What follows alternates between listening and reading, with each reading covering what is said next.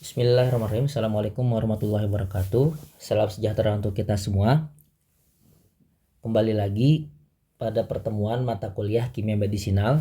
Pada kesempatan kali ini kita akan membahas mengenai hubungan struktur dengan sifat psikokimia dari suatu molekul obat. Adapun materi yang akan kita bahas yang pertama adalah pendahuluan, kemudian ada pKa, lipofilisitas, permeabilitas, kelarutan, dan yang terakhir adalah polar surface area. Pengetahuan tentang struktur molekul dan juga sifat psikokimia dari suatu molekul ini merupakan dari bagian proses suatu drug discovery, di mana struktur dari suatu molekul tentunya akan memiliki sifat-sifat seperti adanya ikatan hidrogen, lipofilisitas, polar surface area, pKa, ukuran, reaktivitas. Ini merupakan sifat dari suatu struktur yang tentunya nanti akan menghasilkan sifat psikokimia terhadap molekul tersebut. Nah, sifat psikokimia yang dihasilkan seperti kelarutan, permeabilitas, dan juga stabilitas secara kimiawi. Nah, untuk sifat psikokimia inilah yang nantinya kita akan banyak bahas, dan tentunya sifat psikokimia ini sebenarnya selain secara in vitro, ini juga bisa dipelajari melalui secara in silico atau dengan komputasi. Yang pertama adalah pKa. pKa merupakan salah satu parameter yang dapat mengindikasikan kemampuan suatu senyawa mudah tidaknya terionisasi atau kemampuan ionisabilitas. Nah, ionisabilitas ini sebagai penentu utama nantinya terhadap kelarutan dan permeabilitas suatu molekul.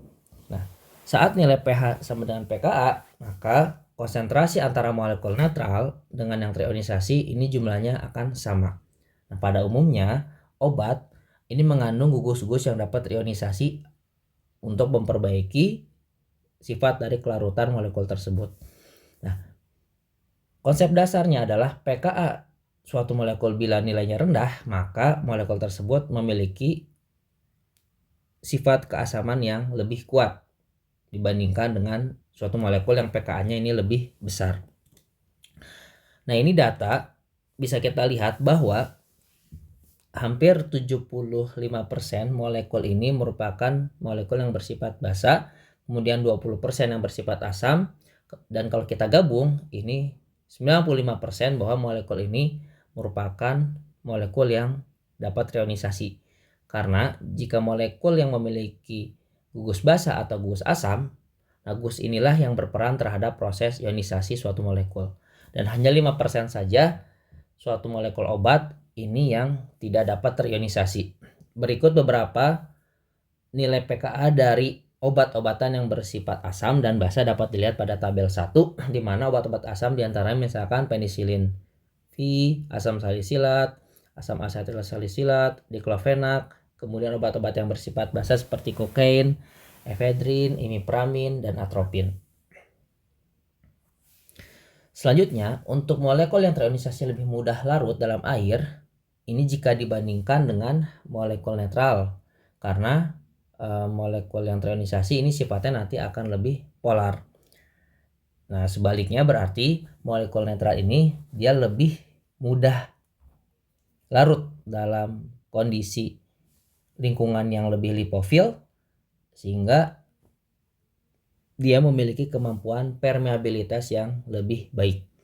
Oleh karena itu, pKa ini akan sangat mempengaruhi kelarutan dan permeabilitas suatu molekul. Molekul yang dengan permeabilitas tinggi pasti kelarutannya rendah dan sebaliknya. Jadi ini berbanding terbalik antara permeabilitas dan kelarutan. Kelarutan di sini konteksnya adalah kelarutan dalam air, bukan kelarutan dalam lipid.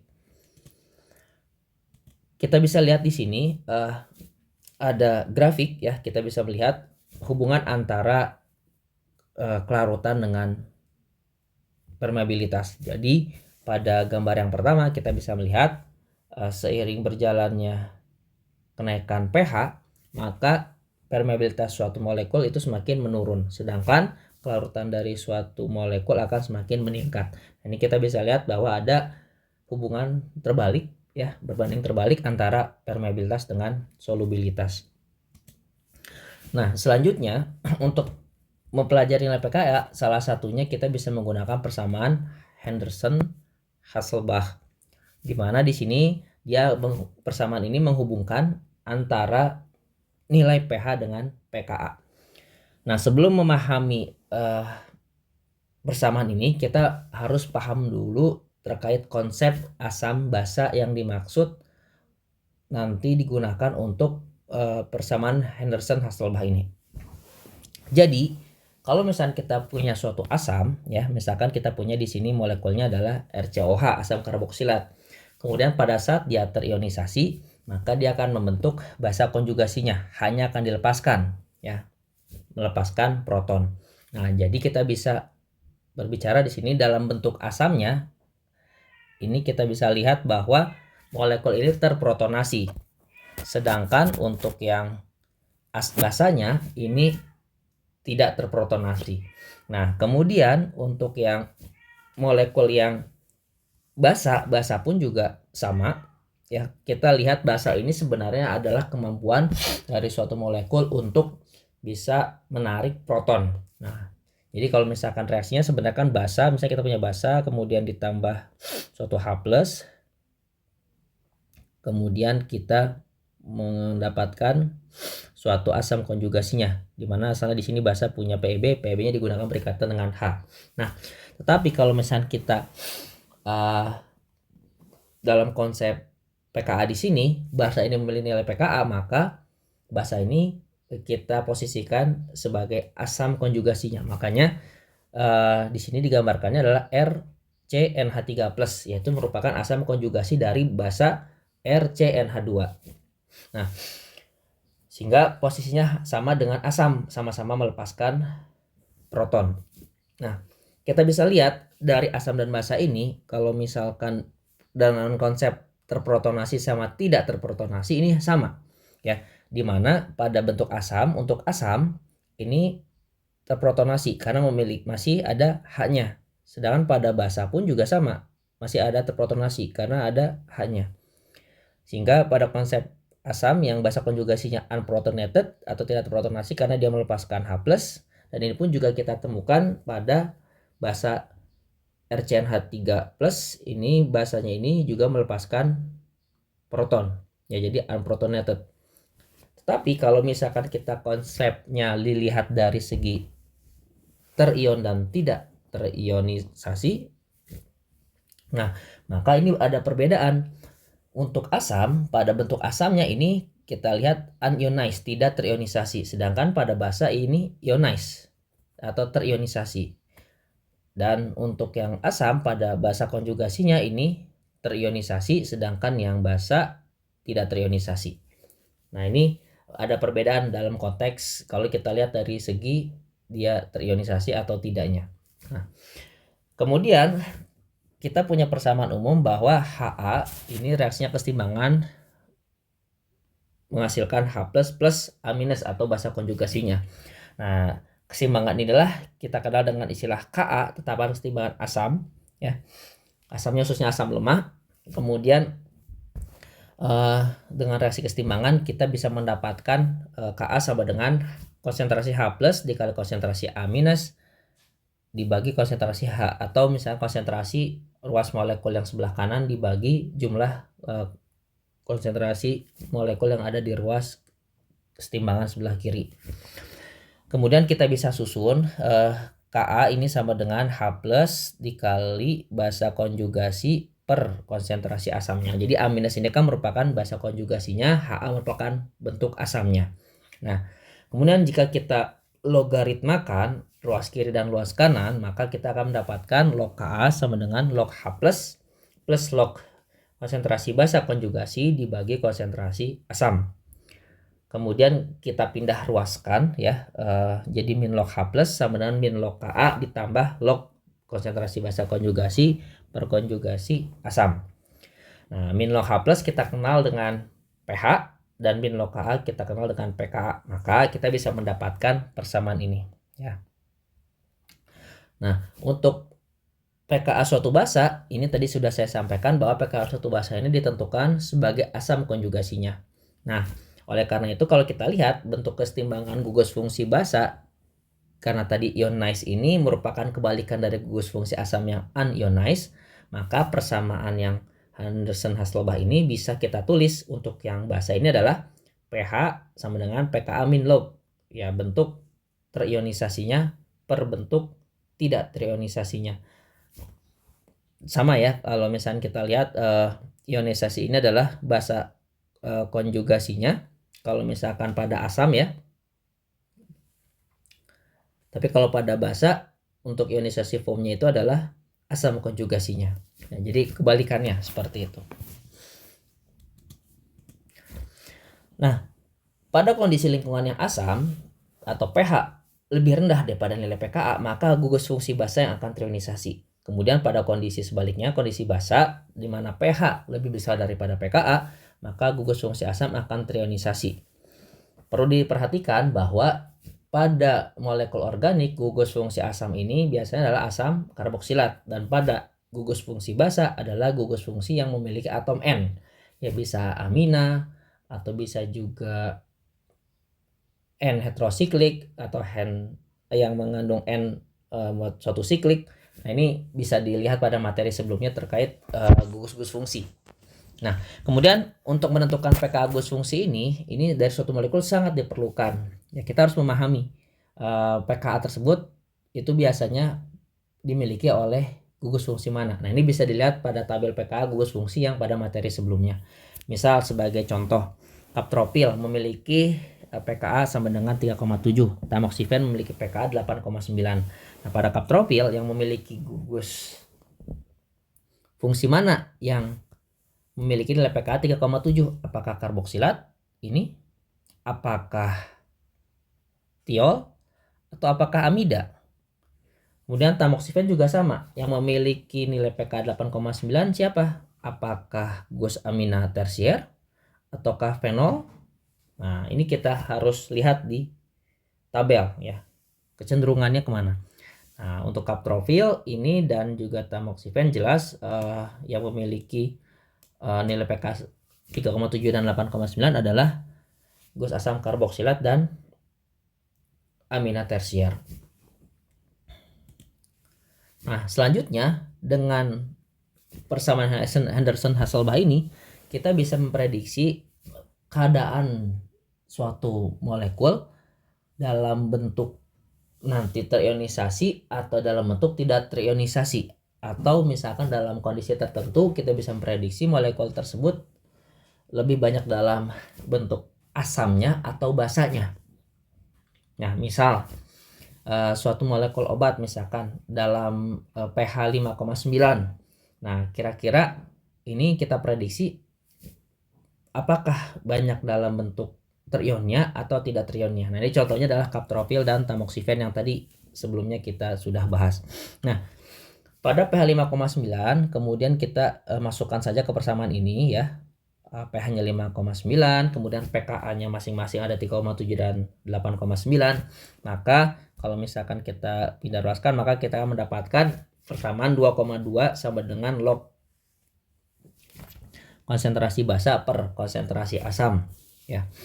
Nah, di sini kita bisa melihat bahwa perbedaannya antara kaptropil dan tamoxifen, kaptropil ini ya bernilai positif dan ini yang bernilai negatif. Ya, tentunya kalau misalkan seperti ini kita bisa lihat bahwa pada kaptropil pasti jumlah yang lebih banyaknya pada pH 5,9 adalah yang terionisasi, sedangkan untuk yang asam ini juga yang lebih banyak adalah yang terionisasi.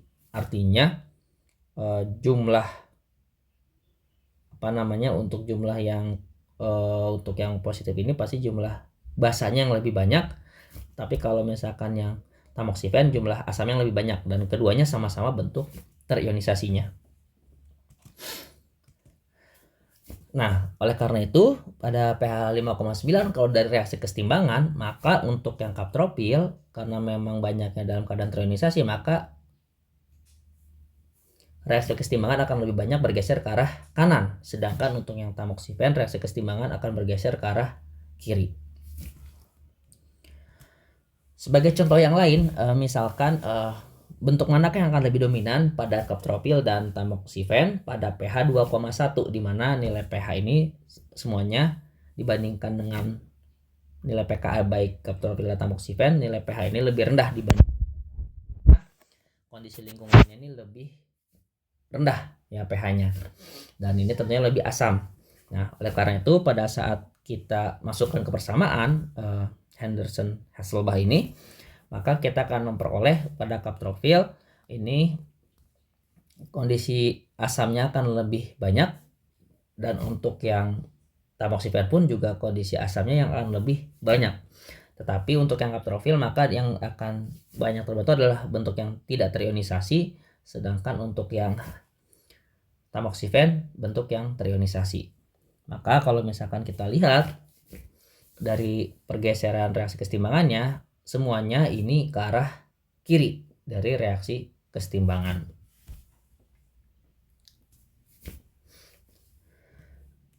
Contoh yang berikutnya adalah jika dilihat pada pH basa atau 9,5, di mana pH ini lebih besar nilainya dibandingkan nilai pKa dari kaptropil dan tamoxifen. Maka dengan cara yang sama kita bisa melihat bahwa pada pH basa untuk kaptropil ini akan lebih banyak bentuk basanya atau yang terionisasi. Sedangkan untuk yang tamoxifen ini bentuk basanya lebih banyak dan tidak terionisasi. Sehingga kalau reaksi kesetimbangannya kita bisa lihat semua reaksinya ini bergeser ke arah kanan ya. Baik pada kaptropil maupun tamoxifen. Nah, kemudian dalam persamaan Henderson-Hasselbalch ini kita juga bisa menentukan jumlah persentase dari suatu molekul obat ya, baik yang keadaan terionisasi maupun tidak terionisasi pada pH tertentu. Misal di sini hitunglah persen verapamil yang terionisasi pada pH fisiologis 7,4. Nah, dengan persamaan Henderson-Hasselbalch kita dengan cara yang sama tadi, misalkan kita mendapatkan persamaan yang ini ya, min 1,5 sama dengan log konsentrasi basa per konsentrasi asam. Kemudian kita antilogkan mendapatkan 0,032 sama dengan konsentrasi basa per konsentrasi asam. Nah, sehingga kita bisa melihat sama saja dengan 0,032 per 1. Nah, jadi di mana konsentrasi basa itu ibaratnya 0,032, konsentrasi asam ini adalah 1. Nah, berapa persen verapamil yang terionisasi? Maka kita harus mengetahui bahwa yang terionisasi tentunya adalah bentuk asamnya ya. Pada verapamil di sini. Karena bentuk asamnya kalau misalkan gugus N di sini ya, N tersier di sini dia terionisasi. Maka persen verapamilnya adalah 1 per 1,032. Nah, 1,032 ini merupakan total gabungan antara molekul asam dengan molekul basa. Karena kan persen itu adalah molekul yang ditanyakan per molekul total ya, kali 100%, yaitu 96,9% di sini didapatkannya. Jadi pada pH fisiologis ini verapamil ini akan banyak terbentuk dalam bentuk ionisasinya. Nah, selanjutnya apa saja faktor yang mempengaruhi nilai pKa? Yang pertama adalah efek induksi. Nah, efek induksi ini sudah kita bahas juga bahwa terjadi karena ada perbedaan keelektronegatifan dari atom yang saling berikatan satu dengan yang lainnya, sehingga nanti akan menghasilkan suatu polarisasi di antara ikatan tersebut.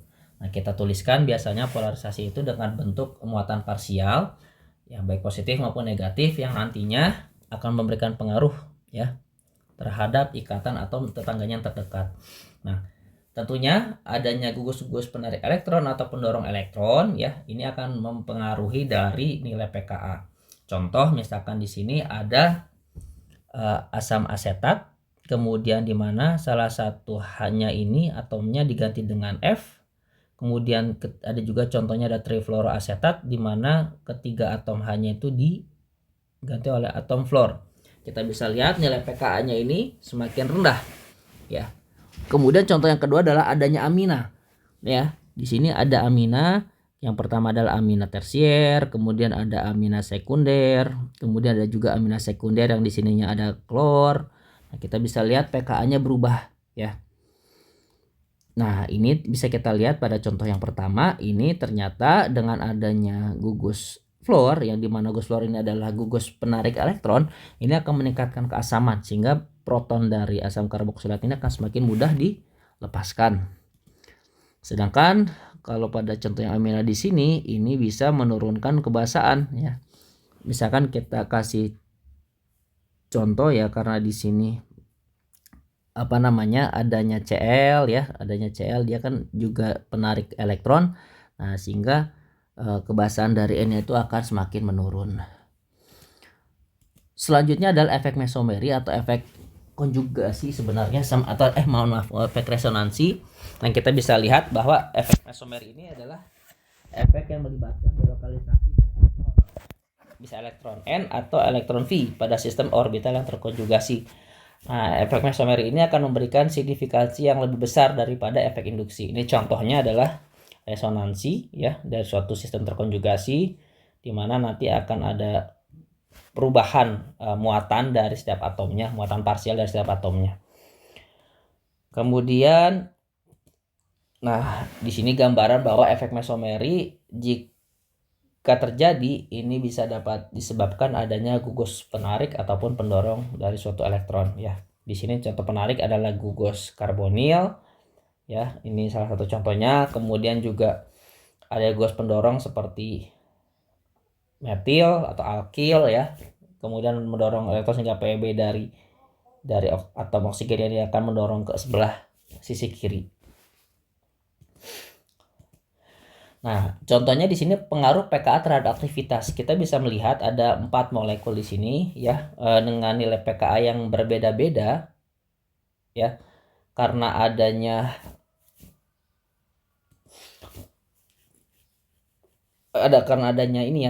perbedaan substituen pada suatu gugus fungsi. Misalkan di sini kita bisa melihat di gugus N siklik ya, kita bisa melihat dibandingkan antara misalkan contoh adalah molekul yang pertama dengan molekul yang terakhir, di mana di sini N-nya itu tersubstitusi pada molekul keempat dengan adanya gugus aromatik ya. Kita bisa lihat nilai pK-nya akan berubah ya. Tentunya dengan adanya gugus aromatik di sini dia akan menurunkan sifat kebasaan, dan ternyata aktivitasnya pun ini berubah.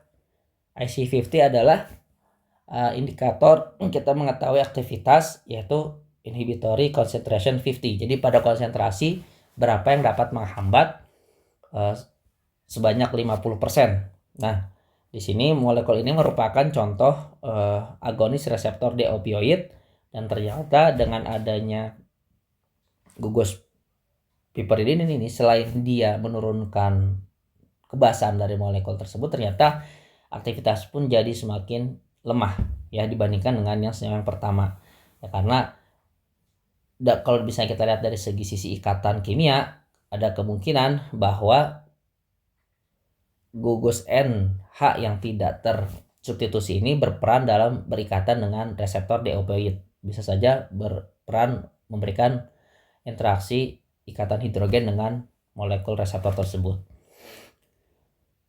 Kemudian contoh selanjutnya adalah dari antibakteri sulfonamid. Nah, antibakteri sulfonamid ini merupakan inhibitor yang berperan dalam menghambat pembentukan sintesis dari suatu asam folat dari bakteri tersebut. Nah, kita bisa lihat di sini ada berbagai macam substituen yang tersubstitusi pada cincin aromatik. Ya, kita bisa melihat di sini misalkan ini posisi yang nomor 1 R1, R2, R3. Dan kalau kita lihat misalkan kalau misalkan yang untuk yang pada posisi 4 nih, pada posisi 4 kita bisa melihat IC50-nya berbeda-beda ya, pKa-nya pun berbeda-beda ya. Kita bisa lihat ada gugus penarik elektron, ada tambah gugus pendorong elektron, ada gugus yang tidak memiliki sifat penarik pendorong elektron ya, misalkan H hidrogen, misalkan nilai pKa-nya adalah 9,10. Kemudian dengan adanya gugus pendorong elektron ya, pKa-nya ini akan meningkat ya 9,34. Kemudian dari gugus penarik elektron akan pKa-nya menurun 8,56 dan 5,17. Nah, ini kita bisa lihat dari aktivitasnya pun ternyata kalau misalkan adanya gugus mendorong elektron, perlu diperhatikan ya, diingat kembali bahwa OCH3 ini merupakan bisa efek resonansi maupun efek induksi sebenarnya pada cincin aromatik. Jadi kalau misalnya ada dua efek, bisa efek resonansi atau efek mesomeri yang akan lebih terlibat. Nah, efek resonansi ini sehingga nanti pada OCH3 yang ada PEB di sini dia bisa masuk ke cincin aromatik. Jadi membuat cincin aromatik ini menjadi lebih bermuatan negatif. Dan ternyata nilai AC50-nya ini meningkat. Nah, sedangkan adanya gugus-gugus penarik elektron yaitu Cl dan I, dia memberikan aktivitas yang lebih baik. Nah, ini sebagai contoh. Jadi beberapa bisa kita lihat, termasuk juga di sini misalkan ada gugus penarik elektron ya pada posisi 4, NO2, Cn. Nah, ini semakin aktivitasnya semakin kuat. Ya, pKa-nya pun juga semakin lebih rendah lagi, ya. Karena Cn dan NO2 ini merupakan gugus penarik elektron yang efeknya dia resonansi. Cl dan I ini merupakan gugus penarik elektron yang efeknya adalah induksi. Jadi kita bisa lihat di sini bahwa efek resonansi ini memberikan kontribusi yang lebih besar dibandingkan dari efek induksi. Nah, selanjutnya ini contohnya untuk pengaruh pKa terhadap kelarutan. Kita bisa lihat di gugus fungsi asam karboksilat ini ada senyawa A, kemudian ini disubstitusi bentuk amida seperti ini, kemudian juga disubstitusi bentuk amida tetapi ditambahkan OH di sebelah sini, kemudian ada bentuk amida tetapi ada gugus sulfoksidanya, ya. Kita bisa lihat pKa-nya itu berubah, ya. pKa-nya berubah, kemudian kelarutannya pun berubah. Jadi untuk yang D ini lebih bersifat asam dibandingkan dengan ketiga molekul lainnya. Ini contoh molekul sebenarnya turunan steroid, ya. Ada secara struktur ini golongan steroid. Nah, sifat yang kedua adalah lipofilisitas. Lipofilisitas adalah kecenderungan senyawa bisa terpartisi dari suatu matriks. Matriksnya ini adalah gabungan antara matriks lipid yang nonpolar dengan matriks polar atau aqueous.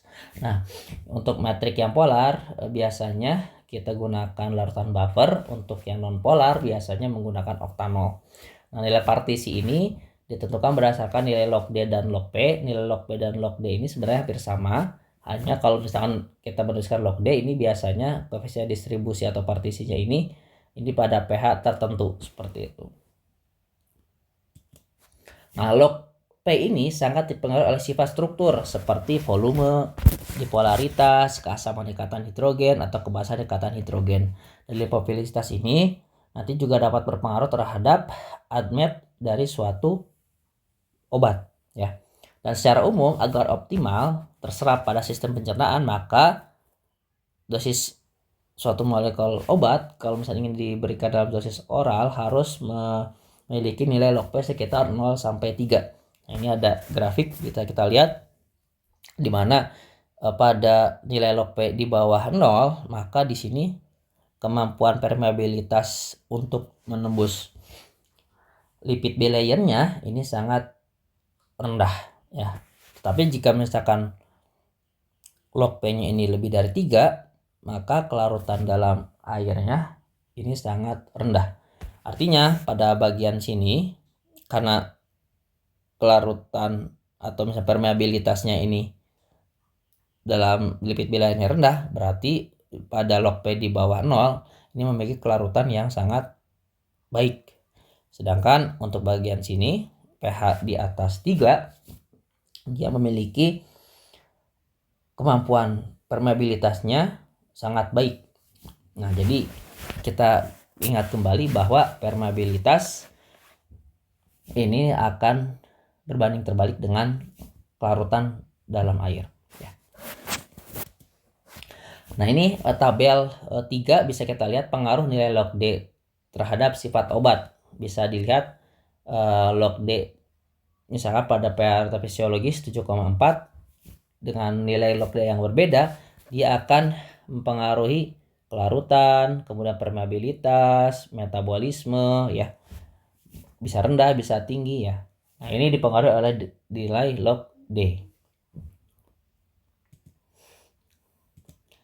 Nah, selanjutnya kita bisa menggunakan cara memprediksi nilai log P dari suatu molekul dengan cara metode Recker atau metode fragmentasi. Nah, metode ini kita gunakan dengan cara menjumlahkan fragmen-fragmen dari suatu molekul yang berperan terhadap lipofilisitas. Nah, di sini kita lihat nilai fragmen itu memiliki nilai V tertentu, dan misalkan sebagai contoh adalah molekul ini ya, molekul sebagai contohnya. Berarti menghitung log P-nya kita bisa lihat pada molekul ini misalkan ada Ada 2 gugus amina. Ya. Amina, misalkan amina ini yang pertama ya. Kemudian ada amina yang kedua. Nah, kemudian ada 2 fenil. 1, 2. Kemudian ada 1 ester. Ini ya ester ya, 1 ester. Kemudian ada 9 C alifatik. Berarti ini 1, 2, 3, 4, 5, 6, mana? 7, 8, 9. Kemudian tinggal dimasukkan saja nilainya, misalkan yang amina. Amina itu kalau kita lihat pada tabel 4 ini dia min 1,0. Maka ada 2 amina min 2 dan seterusnya. Sehingga dijumlahkan saja nanti mendapatkan prediksi nilai log P-nya. Ternyata molekul ini memiliki nilai log P sebesar 5,8. Ya, mudah ya. Jadi menurut saya ini cara yang mudah. Anda asal penting mengetahui dia nama gus fungsinya apa. Nah, selanjutnya adalah efisiensi lipofilisitas. Nah, efisiensi lipofilitas ini ditentukan untuk kita bisa mempresentasikan suatu molekul bersifat drug likeness ya. Dan efisiensi ini kita bisa peroleh ya dengan menentukan adanya perbedaan nilai antara P IC50 atau P AC50 dan juga nilai log P. Kalau IC50 adalah konsentrasi yang dapat menghambat sebanyak 50% pada aktivitas maksimum, sedangkan AC50 adalah konsentrasi efektif pada 50%. Nah, pada bentuk sediaan oral ini dibutuhkan nilai PIC50 ini 50 ya, tinggi, dan log P-nya ini 2 hingga 3 dengan nilai LPE-nya ini atau lipofilisitas efisiensi ini di atas 6. Nah, nilai log P ini yang dibutuhkan ini berbeda-beda tergantung rute administrasi obat. Misalkan nilai log P-nya 1 sampai 3 ini diperlukan jika misalkan administrasinya ini secara oral, karena diperlukan nilai log P ini untuk bisa molekul obat itu terabsorpsi di usus. Nah, pada rute sublingual, nah nilai log P yang diperlukan misalkan 4 sampai 5. Sedangkan untuk log P yang rendah misalnya mendekati 0 biasa digunakan secara parenteral. Nah, untuk log P di atas 5 ini molekul ini akan bersifat toksik ya, karena akan sulit tereliminasi karena lebih tersimpan di lemaknya lebih lama. Karena kan log P-nya semakin besar, maka semakin lipofilitasnya semakin besar, maka permeabilitasnya semakin besar. Atau misalkan dia suka akan bentuk atau larut dalam lemaknya semakin tinggi, maka logis kalau misalkan nilai log P-nya ini lebih dari 5, maka dia akan lebih banyak tersimpan dalam lemak. Sifat yang ketiga adalah permeabilitas. Nah, permeabilitas adalah velositas suatu molekul yang dapat melalui barrier suatu membran. Nah, permeabilitas ini nantinya akan menentukan absorpsi dari suatu obat di dalam usus dan juga bioavailabilitas suatu obat. Selain itu, permeabilitas juga memiliki peran penting untuk berbagai macam uji aktivitas biologis. Misalkan sel ya, kita mengujikan kepada sel mau anti kanker, anti bakteri misalkan. Nah, ini juga ada peran dari permeabilitas suatu molekul di sana. Nah, cara terbaik untuk meningkatkan permeabilitas adalah modifikasi struktur, sehingga cara misalkan formulasi ini seringkali tidak efektif ya. Kalau misalkan masalah kelarutan itu masih bisa diselesaikan oleh orang-orang formulasi atau cara-cara formulasi ya. Tinggal bisa ditambah misalkan adanya surfaktan dan sebagainya gitu ya. Tetapi kalau untuk yang permeabilitas ini yang lebih efektif adalah dengan cara memodifikasi struktur. Nah, jadi ini peran orang-orang kimia bisa berperan di sini. Ya. Nah, ini gambaran terkait, saya ingatkan kembali terkait lipid ya, membran bilayer ya, di mana pada bagian atas dan bawahnya ini merupakan bagian yang memang hidrofilik. Kemudian yang bagian yang di dalamnya ini adalah bagian yang hidrofobik ya. Ekornya ini adalah bagian yang non polar, bagian kepalanya adalah bagian yang polar seperti itu. Nah, suatu molekul lipofilik ini tentunya akan lebih mudah larut dalam bagian lipid dari membran sehingga menyebabkan molekul tersebut dapat melalui membran dari konsentrasi yang tinggi ya, kemudian masuk ke konsentrasi yang rendah. Nah, kelarutan ini kita kenal dengan mekanisme dari difusi pasif gitu ya. Nah, difusi pasif ini tentunya dari kedua sisinya ini memiliki konsentrasi berbeda karena tergantung dari jumlah molekul terprotonasi dan tidak terprotonasinya. Nah, ini sebagai contoh, misalkan molekul amina dalam darah pH 7,4 dan dalam lambung pH 0,1, amina akan lebih banyak bentuk terprotonasinya. Tapi kalau misalkan bentuk aminanya netral, lebih larut dalam lemak, maka ini akan mudah masuk ke dalam membran. Nah, ini contohnya di sini. Kalau misalkan ada kita dalam fase air, ada amina pada konsentrasi tinggi, bentuk ionnya, kemudian dia harus dalam bentuk molekul netralnya untuk bisa menembus ya bilayer ini. Kemudian nanti molekul yang netral ini akan terionisasi kembali. Selanjutnya ada kelarutan. Nah, sifat kelarutan ini merupakan sifat yang terpenting ketiga dalam proses mendesain suatu obat, di mana parameter ini nantinya akan berpengaruh terhadap sifat farmakokinetik dari suatu molekul. Nah, karena 65% ini memang tubuh manusia terdiri dari atas air, maka kelarutan ini menjadi suatu hal yang perlu dipertimbangkan. Ya. Nah, kelarutan adalah konsentrasi maksimum dari senyawa dalam suatu matriks ya pada keadaan yang setimbang dengan senyawa padat. Nah, tentunya dalam mata kuliah kimia farmasi fisik kita juga banyak sekali belajar terkait kelarutan ya. Dan tentunya kelarutan ini sangat dipengaruhi berbagai macam faktor, baik struktur, kemudian keadaan fisik senyawanya, apakah dia misalkan padatan itu misalkan amorf atau kristalin atau polimorf, atau misalkan wujudnya cair. Nah, dan juga komposisi dari sifat fisik pelarut pun juga berpengaruh terhadap kelarutan.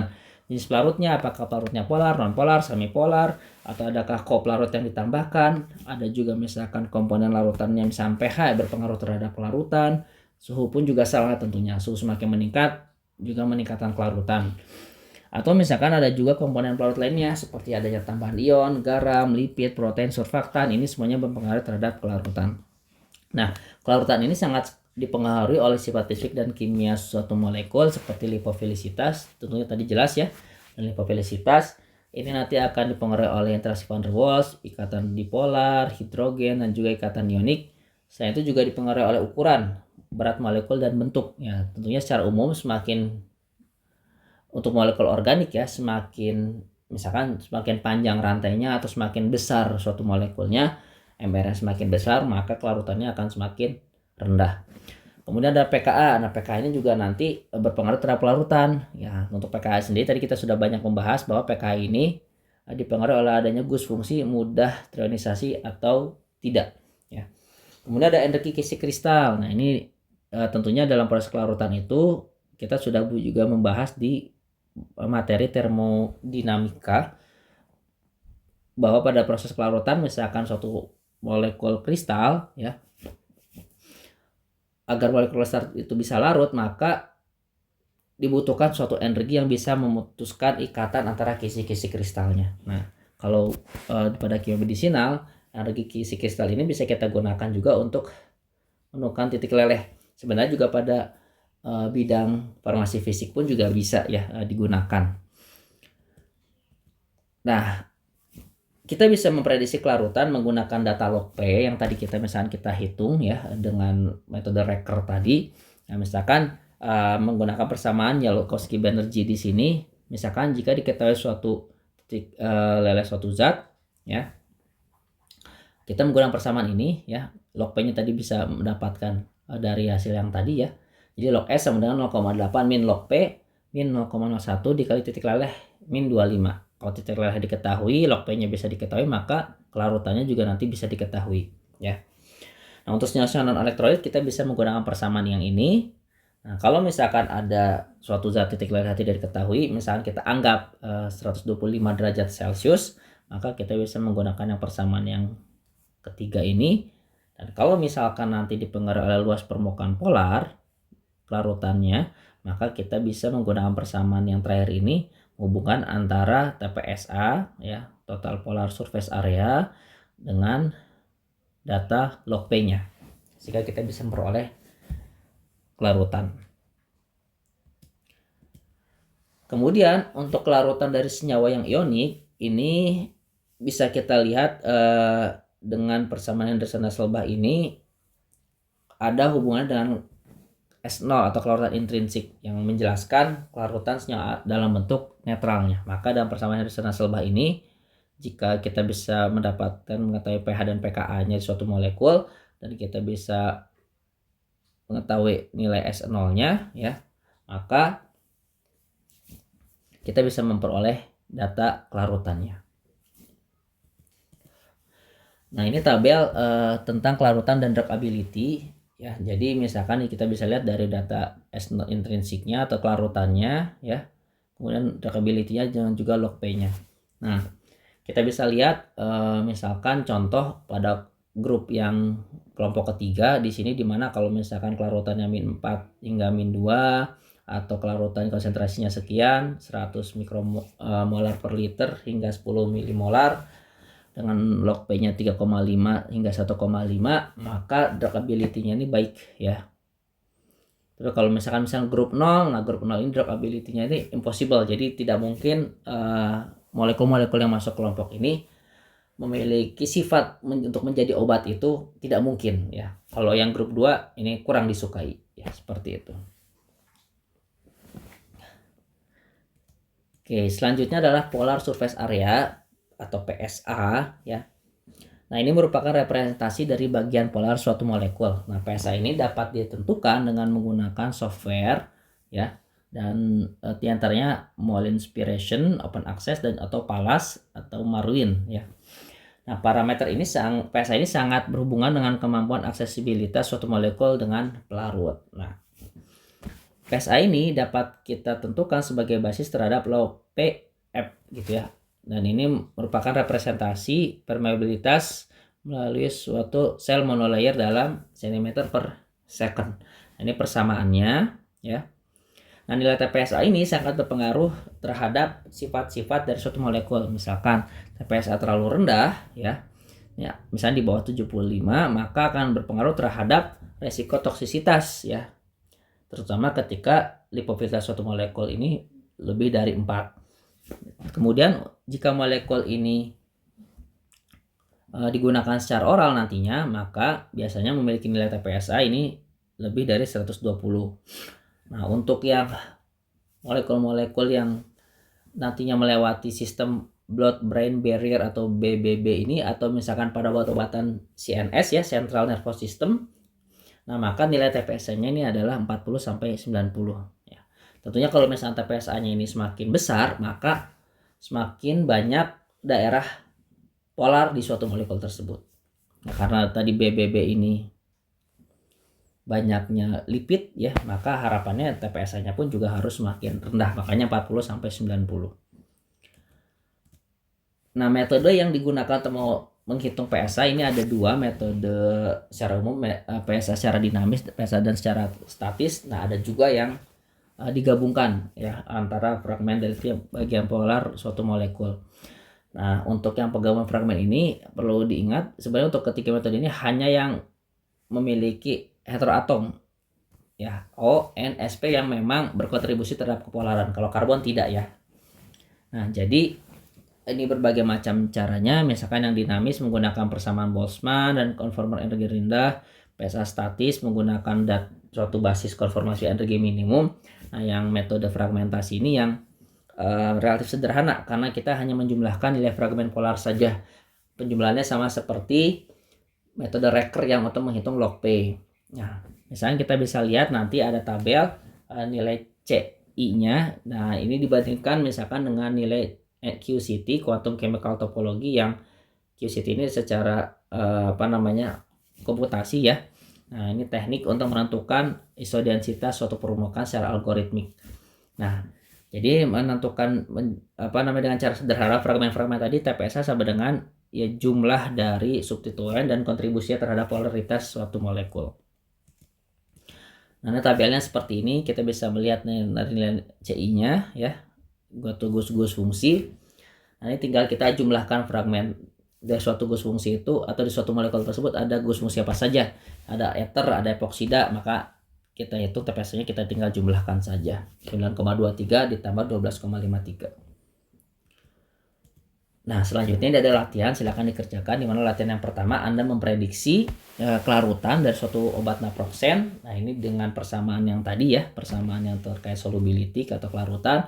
Kemudian hitunglah nilai TPSA dari molekul-molekul berikut ya. Ada 4 molekul, ada metoprolol, asam tranexamid, mannitol, dihidrospatulenol. Nah, ini menggunakan data nilai CI pada tabel 6. Kemudian ini Anda bisa lakukan coba prediksi kelarutan, permeabilitas, dan laju metabolisme dari senyawa berikut. Ini dilihat dari tabel yang data log D ya, prediksi permeabilitas, kelarutan, dan laju metabolismenya seperti apa. Nah, kemudian ini latihan yang selanjutnya, Anda memprediksi ini ada grafik yang menghubungkan antara pH dengan log D dari suatu obat omeprazol yang merupakan proton pump inhibitor yang biasanya untuk menurunkan kadar asam lambung ya. Di molekul ini memiliki dua nilai pKa ya, di mana pKa yang pertama 5,2 dan 16,4. Nah, ini yang gugus fungsi yang berperan terhadap nilai pKa tadi. Nah, ini berdasarkan data di atas, Anda jelaskan mengapa sifat lipofilisitas ini pada omeprazol ini dipengaruhi pH. Kemudian jelaskan juga mengapa pada pH di bawah 5 nilai log D ini cenderung menurun, sedangkan di atas 5 hingga 10 nilai log D ini cenderung meningkat. Baik, ini referensi yang saya gunakan.